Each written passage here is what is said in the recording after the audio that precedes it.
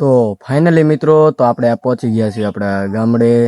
તો ગામડે આવીને આપણે એવું જોવા મળી ગયું છે જે હું તમને આ વિડીયોમાં જોવા મળશે. તો આ વિડીયો છેલ્લે સુધી જોતા રહેજો. તો આપણે વાત કરવાની છે. તો આપણે આજે આવી ગયા ગામડે. તો તમે જોઈ શકો છો આપણે શમશાનનો નજારો હું તમને પહેલાં બતાવી દઉં. જોઈ શકો છો શમશાનનો નજારો એકદમ લીલું ઘાસ સમ થઈ ગયું છે. તમે જોઈ શકો છો આ બધું પણ લીલું સમ થઈ ગયું છે ને અહીંયા છે બધું ખાસ બધું થઈ ગયું છે. તો તમે અને મેન આપણે વાત કરવાની છે એ આપણે શરૂઆતના વિડીયોના લાસ્ટમાં આપણે બતાવવાના છીએ. તો આજના વિડીયોમાં જોતા રહેજો કેમ કે આજનો વિડીયો આપણે બહુ ખાસ છે કેમ કે આપણે આજે આવી ગયા છીએ ગામડે. તો ગામડે આવીને આપણે બહુ મજા આવી ગઈ છે. તો આપણે 2-3 દિવસ ગામડે રોકાવાનું છે. તો સપોર્ટ કરતા રહેજો કે આપણે વિડીયો બનાવવાનું ચાલુ જ રાખવાનું છે. તો તમને હું હજી જુઓ તમે અહીંથી બેઠા બેઠા નજારો છે તમે જોઈ શકો છો. એક નંબર નજારો આવે છે અહીંથી તમે જોઈ શકો છો. અત્યારે લીલું ઘાસ છે બધે શમશાનમાં આખા. બહાર મેદાને પણ એવું મસ્ત છે સુંદર. આપણે બહાર મેદાને પણ આગળ તમને બતાવીશું. એની પહેલાં આપણે મેન વસ્તુ બતાવવાનું છે.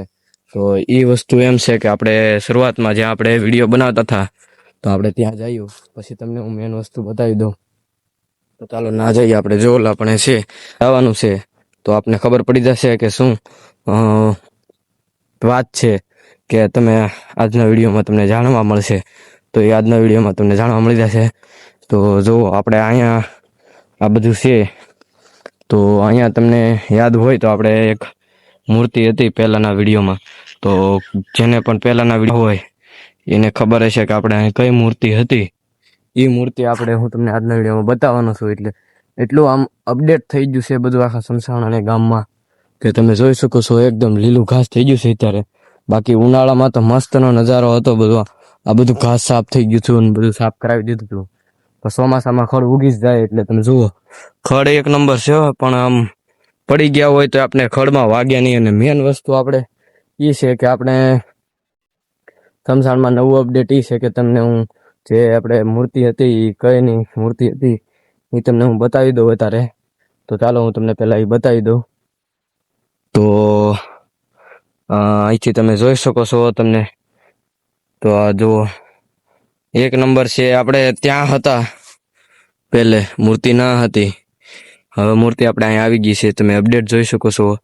આજે આપણે આજે ગામડે આવ્યા હતા. આપણે આજે શમશાને આટો મારવા આવ્યા હતા. આપણે નજર પડી ગઈ છે.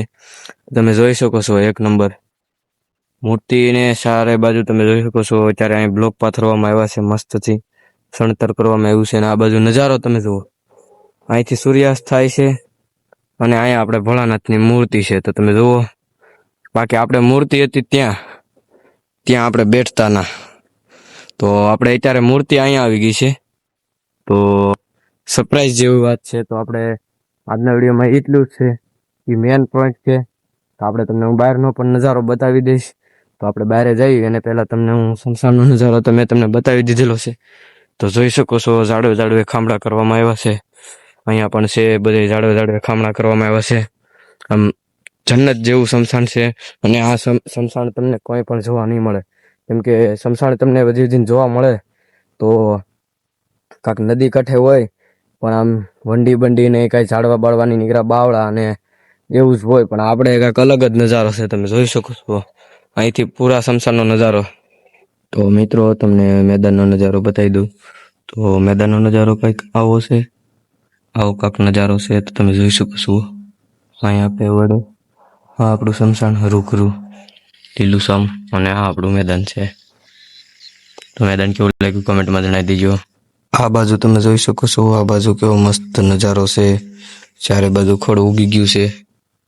આ બાજુ ચારે બાજુ આપણે ખડ ઉગી ગયું છે. આખા મેદાનમાં આપણે ખડ ઉગી ગયું છે. તમે જોઈ શકો છો. આ કાંક પોસ્ટર આપણે નથી ખબર કે શું છે. તો અહીંયા રાખેલું છે. તમે જોઈ શકો છો અહીંયા આખા આપણા મેદાનમાં.